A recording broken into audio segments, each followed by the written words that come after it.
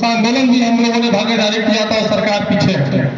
और ये भी लड़ाई जो आपकी मांगे लड़ाई भी जीती जाएगी, क्योंकि यहाँ ऐसे ऐसे लोग बैठे हुए हैं कि जिनके आने से आजमगढ़ से लेकर के बनारस से लेकर पूरे पूर्वांचल में शासन प्रशासन सत्ते में आ गया।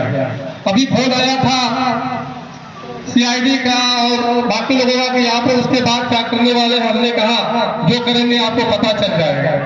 साथियों, ये कृषि प्रधान देश है और इस देश में अगर आजादी के बाद से देखा जाए तो सबसे ज्यादा किसी ने आत्महत्या किया है तो किसान ने आत्महत्या किया।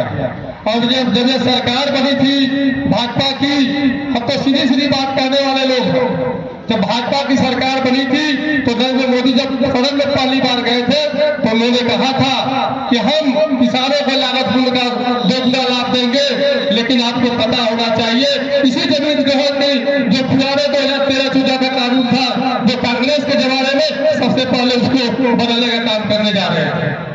तो साथियों, आपको समझना होगा इस देश में अगर 2014 से लेकर के सबसे ज्यादा गरीबी आई है तो इस सरकार में आई है। इस देश में अगर सबसे ज्यादा हत्या नौजवानों ने किया है बेरोजगारी को लेकर इस सरकार ने किया है। इस देश में अगर किसानों को सबसे ज्यादा अत्याचार हुआ है इस सरकार में हुआ है।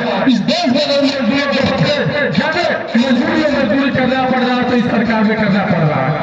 आपको इस बात को सोचना होगा कि हमारे लिए कौन है जो आपके बीच में रहता है, जो आपके लिए संघर्ष करता है।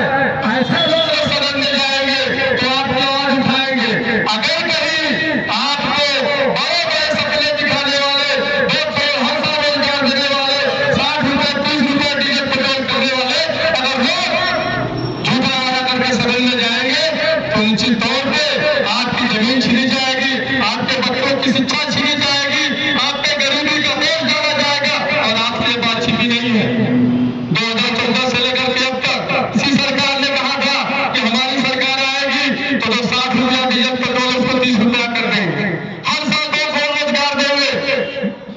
आपके घरों में 2014 से जो बच्चे पढ़ने वाले हैं, आप निगाह उठा के देखिए यूपी सरकार और केंद्र सरकार की, इसलिए मैं बात कह रहा हूँ। किसान मजदूर जो है उसी का बेटा नौजवान जो हाथों में डिंगा लेके बेरोजगारी का दंश झेल रहा है, आज 2014 से लेकर के 2017 से यूपी में अब तक कितनी वैकेंसियां निकली, जितनी वैकेंसियां निकल रही है और ये वैकेंसियां लीक हो रही है। ये सरकार लीक वाली सरकार है, ये पूंजीपतियों की सरकार है और इस सरकार से आप उम्मीद नहीं कर सकते। अगर आपकी हक अगर छीना जाएगा तो आपको खुद लड़ना होगा। ये जो एनएच के नाम पे जमीनें छीनी जा रही है, मैं बनारस का जिक्र कर रहा हूँ। पूरे बनारस में